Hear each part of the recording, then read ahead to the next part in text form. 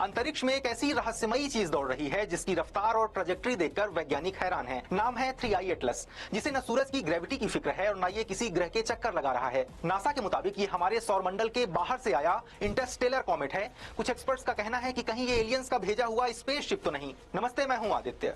3I Atlas फिलहाल सूरज के सबसे नजदीकी पॉइंट को छूकर 68 किलोमीटर प्रति सेकंड की रफ्तार से आगे जा रहा है। इससे जुड़े सभी जरूरी और रोचक सवालों के जवाब जानेंगे आज के एक्सप्लेनर में।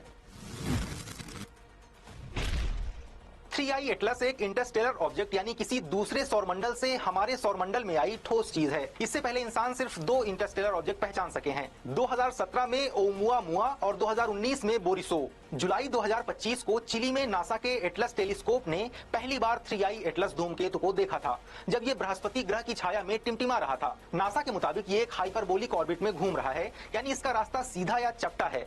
आमतौर पर धूमकेतुओं की कक्षा गोल होती है, इसलिए इस पर सूरज की ग्रेविटी का असर नहीं है। ये रहस्यमयी धूमकेतु अपना रंग और रफ्तार भी बदल रहा है। जब 3I एटलस हमारे सौरमंडल में आया, इसकी स्पीड थी 2.10 लाख किलोमीटर प्रति घंटा। 29 अक्टूबर को सूरज के सबसे करीब पहुंचकर इसकी रफ्तार हो गई 2.4 लाख किलोमीटर प्रति घंटा, यानी 68 किलोमीटर प्रति सेकंड। 3I एटलस से गैसें निकल रही हैं, इसलिए इसका रंग भी बदल रहा है। दुनिया भर के वैज्ञानिकों के बीच ये चर्चा भी हो रही है कि ये प्राकृतिक धूमकेतु नहीं है, बल्कि एलियंस का भेजा हुआ कोई खोजी स्पेसशिप है। हार्वर्ड यूनिवर्सिटी के मशहूर खगोल वैज्ञानिक AV लोएब ने इस बहस को सबसे ज्यादा हवा दी है। उन्होंने इसके कुछ प्रमुख तर्क भी दिए, जैसे 3I एटलस की ऑर्बिट पृथ्वी से सिर्फ 5 डिग्री झुकी है, जबकि ऐसी संभावना केवल 0.2% केसेस में होती है। ये सूरज के घूमने की दिशा के उलट घूम रहा है, जो नेचुरल ऑब्जेक्ट्स में बेहद दुर्लभ है। पेरीहेलियन पॉइंट पर इसकी रफ्तार बिना किसी गैस उत्सर्जन के बढ़ी है, जो नॉन ग्रेविटेशनल पुश दिखाती है। ये ओमुआमुआ और बोरिसो दोनों से बड़ा और तेज है, जिससे ये और रहस्यमय बन जाता है। इस धूमकेतु का रंग 3 बार बदला और चमक सूरज की ओर रही, जो किसी इंजन या जेट जैसी लगती है। स्पेक्ट्रोस्कोपी में निकिल की मात्रा असामान्य रूप से ज्यादा पाई गई, जो मेटल अलॉय जैसी लगती है।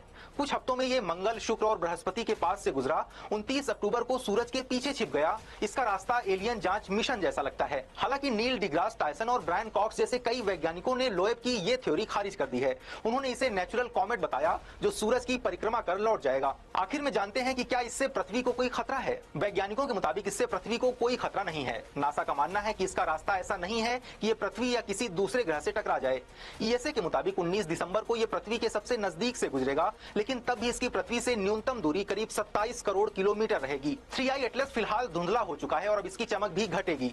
जनवरी 2026 तक ये हमारे सौरमंडल को छोड़कर हमेशा हमेशा के लिए चला जाएगा। आज के